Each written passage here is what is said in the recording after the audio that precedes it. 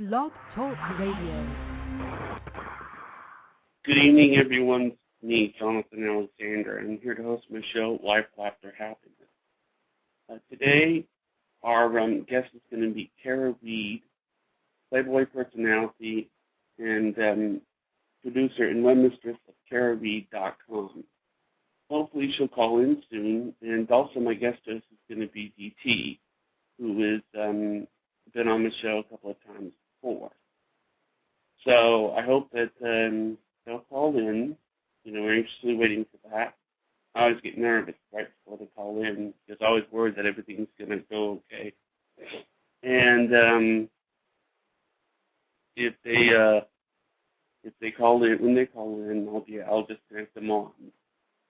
I've tried to do as many different shows on as many different guests as I can. You know, interviewing a variety of people, or interviewing on a variety of subjects. You know.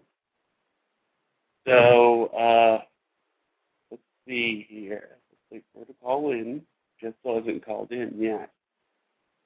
But I hope that she'll call in soon. Let's see. I tell you what.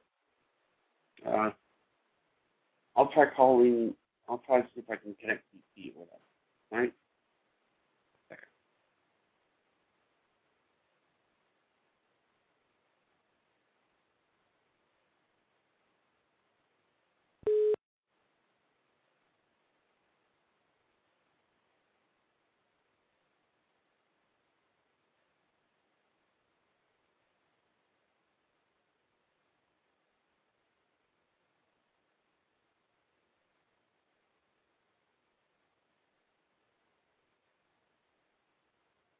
Yeah, go ahead and connect me. All right, we're connected. You there, DT? Yes, I am. How are you? Doing good. Our other guest, Cara Reed, hasn't called in yet, but hopefully she'll call in soon. See, I'm wondering when she's going to call in. I didn't have a contact number. Yeah, I didn't have a way to contact her, but she does have the email. She knows about the show. So, did you ever watch her show? No, I haven't. I always thought that you were kind of similar to her in a lot of ways. I always thought, because you were both UCLA graduates, right? Right. Yeah. You were both UCLA. What other ways do you think we're similar? You're both UCLA graduates. I think that, you know, the impression I get is that you're both kind of men's advocates in a certain way. I mean, she sort of lets men feel a little more liberated in a way, and I think in a way you sort of do the same thing. Does that make sense? Yes. You know, let's see here. I'm going to try emailing her and seeing if she's having problems calling in. Should I email her? Yes. Okay.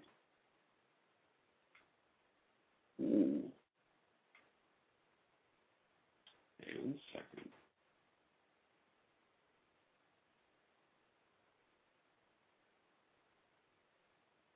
Because we never, I mean, let's see here. I always get nervous the first couple of minutes of the show, worrying about whether or not the guest is going to call in. Yeah, I know. It's always hard.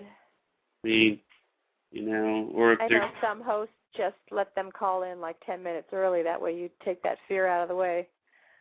Right. That's right. I always love it when you come on. You add wonderful additions to the show. Thank you. You know, see, well, the computer's sort of lagging, it seems. I'm sure it's nerve-wracking to juggle all this the first few minutes. Okay, I've got a call. So. Oh, good. Is that her? No, it wasn't. No, it was weird. The person hung up. Stopped. Huh. Let me see. Let's see here. Okay. Let me try again. Let me try. She just emailed. She just. Oh, good. So.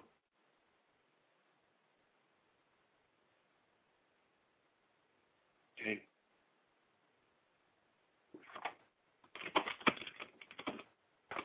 Okay.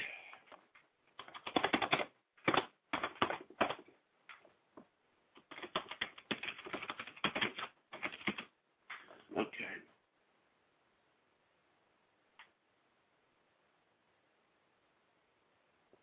She said she just called now, and then that was her. So. Okay. Are you calling from the Blog Talk phone number or from your cell phone? I'm calling, let's see, I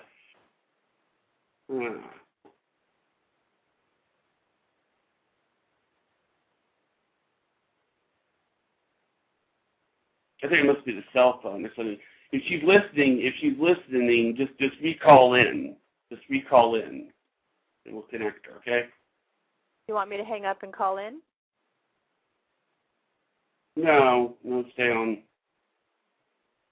No, are you calling me from your cell phone or from the Blog Talk number? I'm calling you from the cell phone, but I'm trying to see if I can get her number on the switchboard. Okay. Let's see here.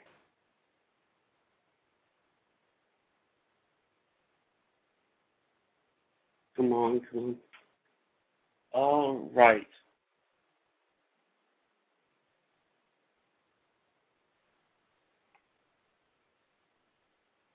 Okay, here she is. I'm trying to connect her on the air. You there? I'm here. Are you there? Yes, I'm sorry about that. Hi. I've been listening to you on my phone. Cool. Well, I wanted to introduce the two. This is Kara Reed. This is DT. DT, this is Kara Reed. Hi, Tara. Hi, Nice to meet you. You're both very similar. That's why I wanted to have you on the show. Because, you were both went to UCLA. Did you know that? Yes, you told me. I was yes, Final Four. We also, I hear we're going to get a whole bunch of great additions to the football team this year, which will be good. Yay. Good coaches, good defensive coordinator, something to that effect. Uh-huh. But yeah, I was a theater, film, and television major there back in the day. I graduated in '93. I really liked being there. There was something very, very great about being in California. I was watching actually a UCLA football game with my dad in Idaho in an ice storm, and I said, I need to get out of here. When I go to college, I'm going there. I didn't really know where there was, but there was a lot of shiny, happy people in sunshine, and I was like, that's where I'm going. That's cute. I love that. And the Bruins outfit colors were cuter. I liked the blue, so that's how I figured out how to go to UCLA. That and Princeton wouldn't let me in. Let me ask you something. You're host of Playboy Radio. Is that it? I sometimes guest host on Playboy Radio. I host a Playboy TV show called Sexcetera. I've hosted it for 8 years. We just finished our last season. I produced the last 2 seasons of the show, and now I've moved on to produce 2 other shows for Playboy TV. One of them is Naked Happy Girls, where we have photographer Andrew Einhorn shoot beautiful women who aren't models, who are, ordinary, average, everyday, beautiful women of all shapes, sizes, colors, different ages, for his coffee table book, Naked Happy Girls. And what we do is we profile each girl and find out who they are and what makes them tick and why a beautiful, smart woman agrees to pose nude and how is it empowering for her, what does she get out of it, and why is it fun to be naked and happy? What actually got you started in doing this? Why did you start doing this? Why did I start doing Playboy shows? Yes. Well, maybe because I'm a naked, happy girl. I've always been very open with sexuality, and I also felt very much a need to kind of rebel against some, backward ways of society, and I always felt kind of the calling to demystify perversions, say that it's okay to like sex, want sex, whether you're a man or a woman, to whatever preferences you have as well are okay, and to educate people, kids in school. I was not allowed to take sex education in school. I had to find out everything for myself. It was banned in the, county that I was in because of, religious reasons and all these things. So to really just be a proponent of safe, consensual sex between adults and to be a happy face on that. Do you have anything to add, TT? Would you say that you did that based on being like a rebel because maybe the area that you grew up in or the household that you grew up in was a little repressive or what have you? Yeah, I think the rebelliousness nature started me, and then once I was in it, it was more about how can I raise the consciousness level of where I am. If whether I choose to be a nurse, whether I choose to be a teacher, whether I choose to work in the sex industry, whether I choose to, be a dog trainer or, wherever I was going to be, I wanted to be able to have something interesting to say about it, to have a point of view, and to then make something out of it. Mm-hmm. But yeah, I think the rebelliousness, as a teenager gave me a kick in the pants to kind of be able to have the kind of personality that could go do something like pose for Playboy and do Cinemax movies, those sort of things. I mean, that is a huge leap for a lot of young women. So I was just wondering how you got from A to B. So did you have someone bring you up, or someone that you trusted, or a mentor, or something like that helped you along the way, or? Well, I looked up to different actresses who are in the industry, but to tell you that I was at UCLA. I answered an ad for the LA Weekly that they wanted actresses for a Playboy movie called Maui Heat, and it was shooting for 2 weeks in Maui. And I'd never gotten any real work except, a walk-on a television show or something. So it was my first movie. I'd already graduated from college. I just graduated from college. I went on the interview, and I'm sitting here with all these gorgeous women, let me tell you. They're like, they just walked out of, they don't airbrush these women in real life, but they still look all flawless and perfect. And there's a Barbie on one side and, another Barbie on the other side. And then there's me, little, Skipper in the middle. And I was kind of like, what am I doing here? Why do they keep calling me back? Why am I on a final callback for the movie with these people? I figured, I have an acting ability or something that's keeping me in there. And I went in and they said, well, this is about swimsuit models, and we really don't have a part for you because you're not really the type. You're a little... I said, yeah, okay, fine. Well, why did you waste my time? No, we want to keep you. We're writing a part in for you. You're going to be the makeup artist for the swimsuit models. And I thought, well, there must be a reason why I'm here. They're finding value in the reason that I'm here. They liked my energy. They thought I could bring something to it. And I kind of liked representing kind of a real woman within all this Playboy, perfect plastic sort of environment. I was like, well, it just seems like the right thing to do. And I met people on that movie, actresses that I then looked up to, and producers and directors that treated me with respect and respected me for what I could bring to them. And I started getting fan mail, as soon as the movie started airing while I was making other movies. So it just really felt like I was touching people, so it was, I never necessarily thought that I didn't know these movies existed because I knew there was pornography and hardcore pornography, and I knew that there was regular movies, but I didn't know there was like this in-between sort of thing that I would feel comfortable with. It was acting and having simulated sexual, encounters, but not real ones. That would be something that I felt totally comfortable with. And, so that's how I ended up doing it. The editor on that movie showed my footage to Zalman King, and then Zalman King had me do some Red Shoe Diaries, and then Playboy contracted me to do a bunch of movies, and here I am talking to you all about it. That's a great beginning. So it was just sort of a fluke that you answered that Maui ad, and it was just a call to like perhaps go to Maui or go to one that you haven't been to. And so when you first found out that it was connected to Playboy or you know, nudity or simulating sexual acts, you didn't have any hesitation with that? Well, I probably maybe should have more because it really got me into that niche. But who knows if I would have had any other sort of acting career. This was the niche that let me in. This was the niche that I embraced.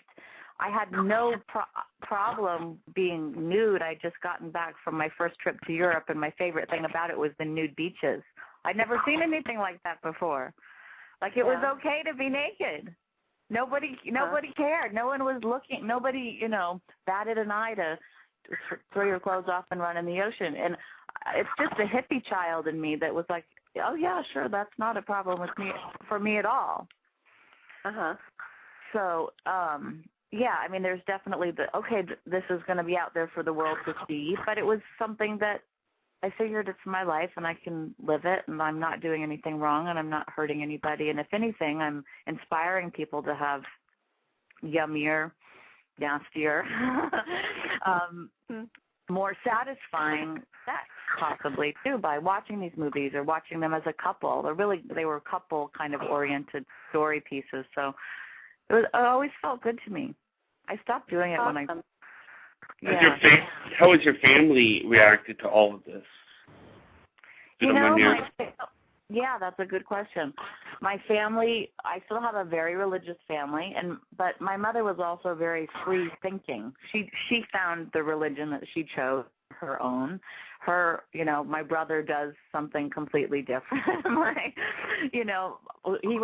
have one brother who works for, the government. I have another brother who just got his master's degree. I have another sister who's a stay-at-home mom and babies, and I have another sister who is a devout religious person as well. And my mother just said, well, God gave me a beautiful daughter, and she's enjoying her life, and God bless her, and as long as she's happy, I'm happy.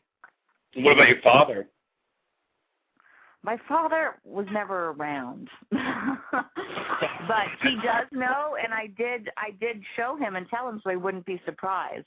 And he knows about it, and he's proud of me for my accomplishments, but he doesn't sit down and watch them, as far as I know. He doesn't need to look at them, So I've been very lucky that people have accepted me, and it's one thing if you're a crack whore, and, you know what I mean, and it's another thing if you are a respected actress in whatever field you choose. So there's different levels of sexually shocking, I think.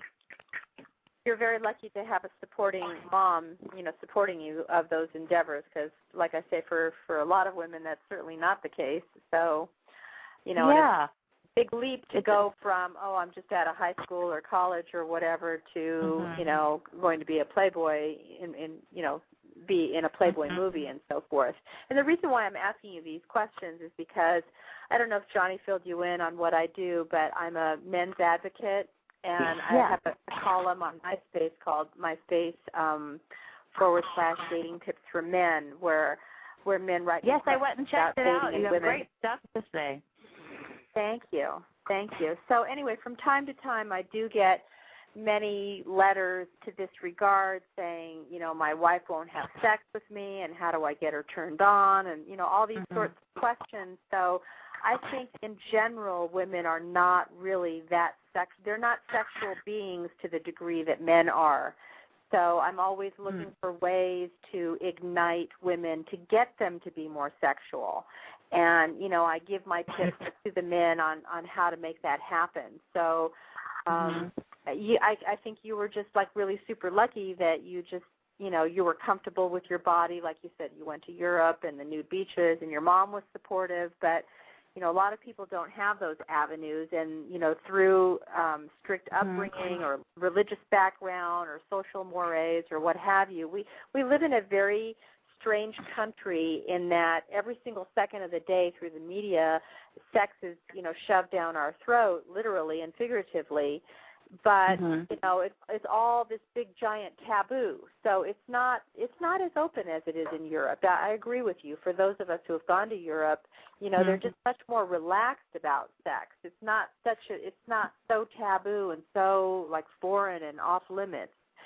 And anyway, I'm always looking for ways that will take the average American woman, whether she's the girlfriend or the wife or whatever, and how to kick up her sexuality, because it's a huge issue, and men have this big need, and I think that's one big reason why they cheat is because they're just not getting it at home. I agree. For a while, they do it until they get married. They do it until the first kid pops out. The minute the kid pops out, the spigot's closed. They're done. They're just totally done. And I think that left holding the bag, and it's like, what's he supposed to do? Go the rest of his life without sex now? It's so unfair. And I think a lot of that is kind of the attitude that women have, because sex is bad. It's like sex is work. Sex is something I have to do. Sex is not about me feeling good or expressing myself. Yeah, it's a chore. But so I always, and I'm not a psychologist, and I don't know how to get through these blocks of women, because some people can just get rid of them, and I went to extremes to do it. I rebelled in a big way. You're saying you once had those blocks? So because I was the kind of person that I wish I had to look up to. I didn't know I existed. You know what I mean? I wanted to be part of the revolution that says it's okay to like sex. It's okay to feel good. It's okay to, be, a little dirty or talk nasty or ask for what you want, or all these things that are like so taboo, and to kind of be that role model that I didn't have growing up. And I think we may need, and we have more opportunities now through the internet, through cable television, through all sorts of things that we need to keep those channels open, and we need to make sure that our rights aren't taken away as well, to be able to express ourselves. Yes, I think that exposure definitely helps. It has absolutely helped the 20-something generation. I mean, girls who are 18 to 30, that group is the exception to the age-old rule that women don't like sex. I mean, because they were so exposed to sex in the media, that age group, I mean, excuse my French, but they F just like guys. I mean, they're not interested in relationships or commitments or whatever, a one-night hookup here, one-night hookup there. They're totally down for all of that stuff. So they are the exception to the rule. So I'm trying to see what I can do to ignite the fire for the women who are above 30 that don't have this mentality, that perhaps are still laden with the taboos and, it's a duty or a chore or what have you, and they're just not turned on by sex. Now, granted, not all of it is their fault. Not all men as we know, are attentive in bed or patient in bed, and a lot of that selfishness will translate into why she would rather watch her favorite TV show than do you. So, it does go both ways. Yeah, it's like one thing, sorry to interrupt, but one thing that DT put on a website was, and I think I brought this up like the other day, it's called The Kiss That's Not Fair. And the reason I bring that up is that I love this particular spot on a woman's body. It's when you kiss a woman on the back of the neck. And I think well, you described it in a certain way, right, DT, or something? Yeah, I guess you call it like erotica style of writing, where I describe that happens to be one of my favorite kisses, is the kiss on the back of the neck, and I had like this whole like fantasy sex scenario revolving on, here I am minding my own business, washing the dishes, and up comes my guy, and the whole thing starts with the kiss on the back of the neck. And of course, it escalates from there. It's not X-rated or what have you, but it's as close to X, pushing the limit as you can. So, and I think articles like that do ignite women, because I think women in general are not physical or is not as physical as men are. They respond more to the mental aspect or the imagine, like if you ignite her imagination. So somehow if you get a woman to ignite her imagination and fantasize and what if and I wonder what it would be like, you know, XYZ and all this kind of stuff, that's sort of what trips the woman up, I think, more than just, oh, I'm just going to touch you now and you're supposed to get hot and bothered in 2 seconds. It doesn't work that way. Yeah. And I really feel because men sometimes don't give us the opportunity, they don't stimulate our desires. They don't have so much foreplay. They're good to go because they're visual. They see you, you're naked, let's go, you know, instead of, so I find if I sometimes don't feel like having sex.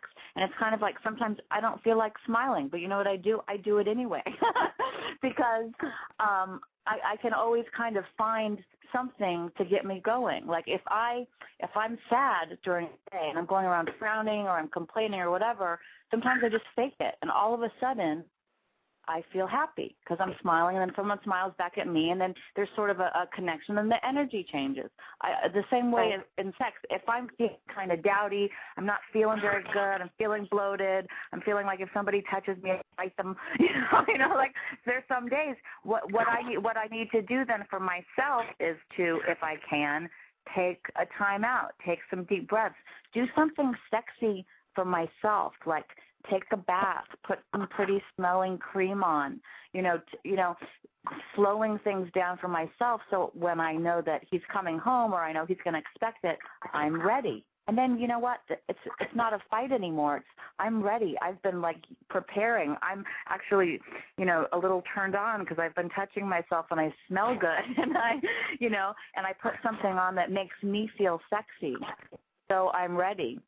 Also, I find it's a mindset of it's starting with the whole idea of, I love and approve of myself and sex is okay.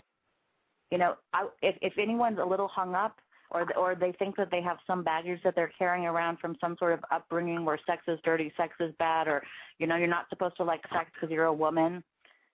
Right. Write down 100 times. Sex is a wonderful thing.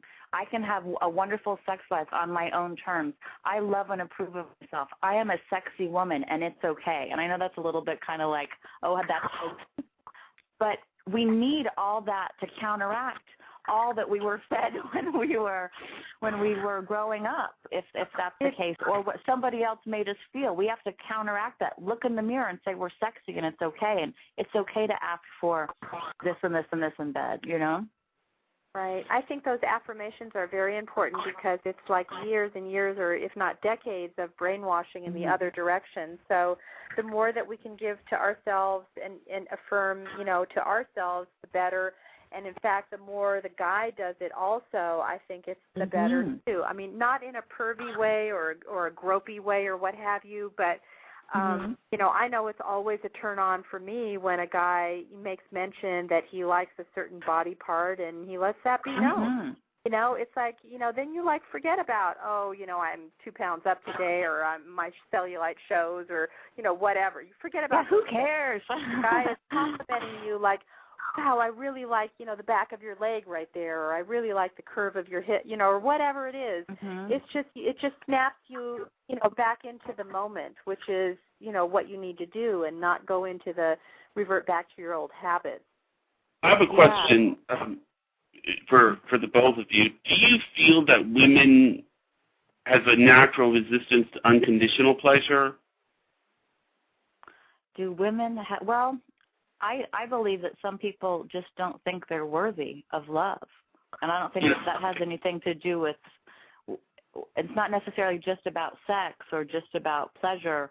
It's about just not feeling worthy as a person. They were put down, or they were told they were stupid, or they were told they were ugly, or, all that stuff sticks with us. So I think maybe that might, if somebody has an aversion to unconditional love or pleasure, that they don't deserve it, which is, you need to.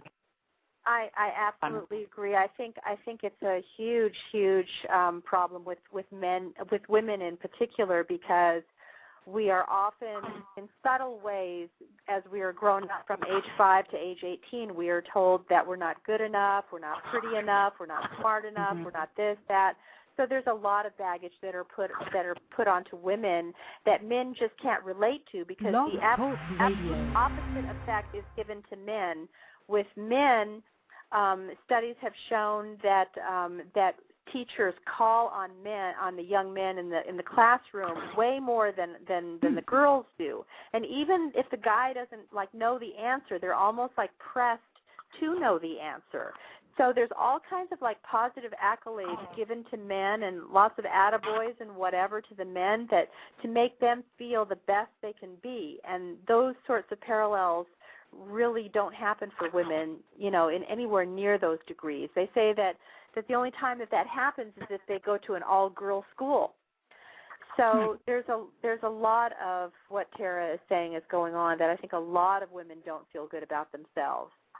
So, I think the best way, and I advise my guys on my site for any of them who are dads, that I find the number one best way to bump up the girl's self-esteem is the dad's presence. I think the dads, from the ages that the girl is between the ages of 12 and 16, are so crucial. Those are the ages that she's going through puberty. Her body is changing, her mind is changing, her hormones are changing. During those ages, it's so critical to have the dad present in her life. And if she can have a good relationship with the dad, there's a very good chance that she'll have a normal outcome in the future. But if that's not happening, it's really hard. It's really hard to buck all that negativity that she's been bombarded with.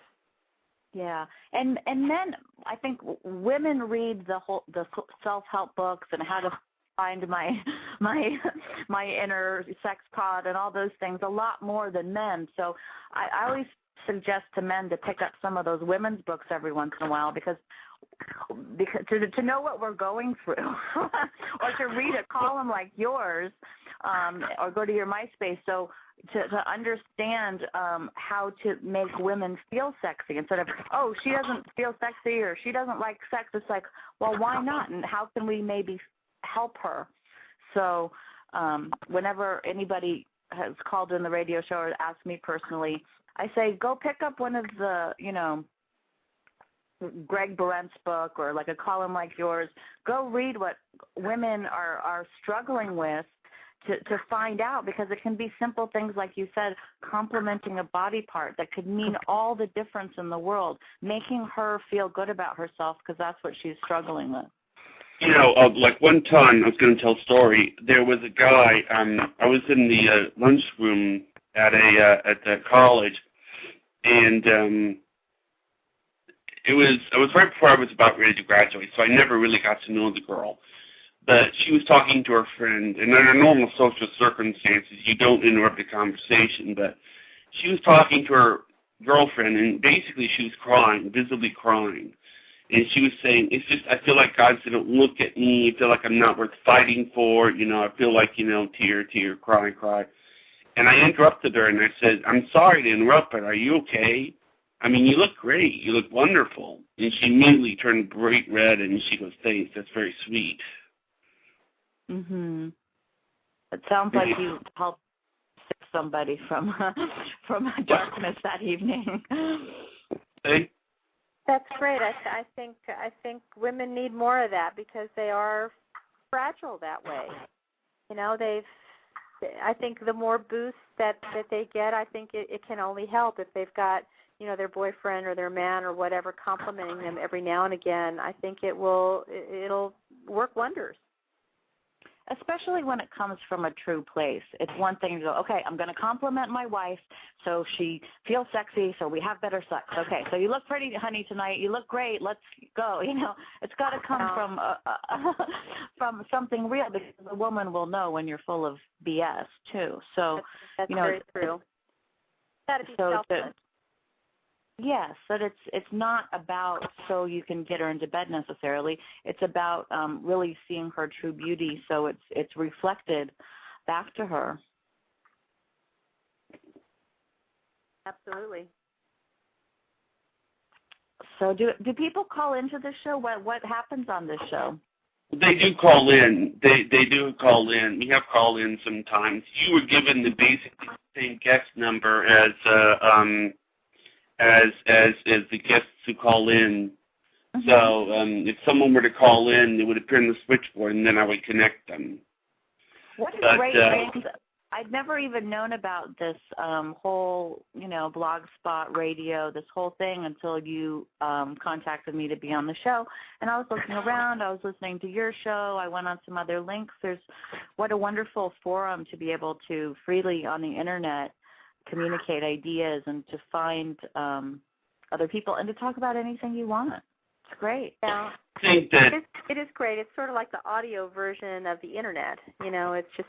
Mm-hmm. Whatever you want to talk about. There are people that talk about sports only or politics only or relationships or, whatever, whatever the different topics are. I think it's a great forum. When I made the show, I interviewed DT for the first time. I don't know if you've ever met Howard Stern. You ever met him? Yes, I was on his show. I've been spanked by Howard Stern. You think of Howard Stern, but when I met DT on the air and I talked to her on the air, I immediately felt like I knew exactly how Howard Stern felt when he met Robin. Because DT has been sort of like, whenever I have her on the show, she's great. I mean, she's wonderful. Honestly, I think that DT should be on your show, Kira. Mhm. She's really great. DT, do you ever go on Playboy Radio? No, I would love to. You should be on Playboy Radio. A great show for you would be Tiffany Granite's Afternoon Advice. I can give you some contact information of who to talk to there. If you'd like to email me, I can put you in touch with some people because you'd be a great guest for them. It's a relationship kind of show, and Tiffany's a wonderful host for her sometimes, and she's just fabulous. Yeah. And definitely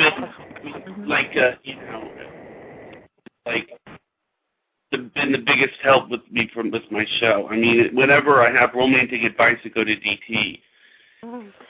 And she seems to know what she's talking about. Yeah. Thank you. Thank you. I'm a little bit in the media. I'm a little bit in the media also, and it's like when I get done with the TV show or whatever, it's just so nice. I mean, I wish I had like a coach on the side saying, well, how did I do and what could I change? I'm always thinking about how could I make this better and was this part effective and was it so it's not. I kind of do that with Johnny. Like after the air, I do like a Monday morning wrap-up thing. And, That's great. It's kind of That's nice. wonderful. I mean, I wish I had that for somebody like, on my show, but, it's nice. I figure, I'm a giving person, and it may not come back in directly in a certain way, but you get it, on the back door from another way. So I always feel it's nice to extend a helping hand. Yes, and it's nice to have a sounding board, and it's always nice to exercise your muscle, too, of just being in different platforms and talking in different genres and being able to speak to interesting people in a diverse setup here. So I really enjoy talking to you and meeting you, DT, and I hope that your show, Jonathan, continues to grow and get good people on. Okay. And I hope that you there? Yes, we're here. Yeah, I hope that the two of you stay in touch. Yeah. We should for sure. And I also wanted to mention for anybody who comes and listens to the show that I have a new series on Playboy TV that is really inspiring to couples. It's a couple-based show. It's called 69 Sexy Things to Do Before You Die. And we have 3 couples who are traveling all around the world, going to different exotic resorts, different adventures, and then some things that you can do right in your own home. So it's all about finding fun things to do with your significant other lover. And I hope that it is something that makes everybody feel sexy and want to go do some fun things with their husband or wife or boyfriend or girlfriend. That's great. Is it okay with you if I give DT your email? Yes, that's totally fine. Okay, good. All right.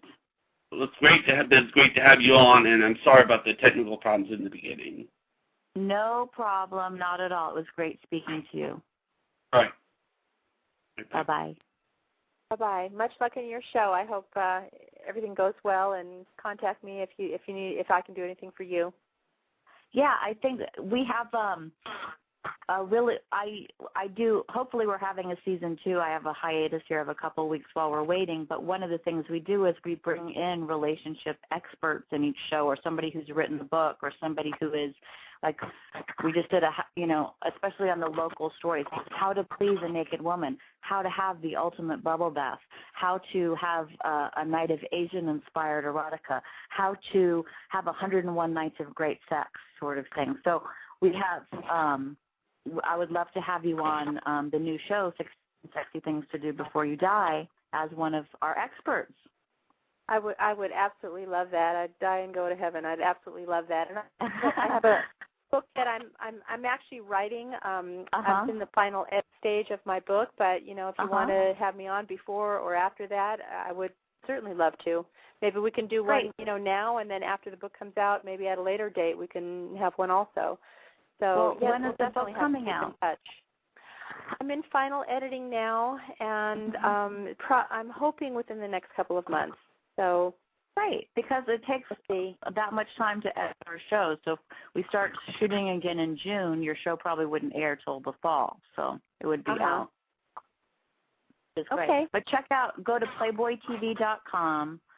And then it'll say shows, and it'll go to 69 Sexy Things to Do Before You Die, and check it out. And you'll see what we do is we have a how-to page with all the people that we profile, or who's an expert, or the places that we go. They get a link off the Playboy TV site, so people can watch the show and then go to the site and figure out how to buy the book, go to the website, go to the resort, any of the things. So it's a really good interactive how to keep your sex life lively show.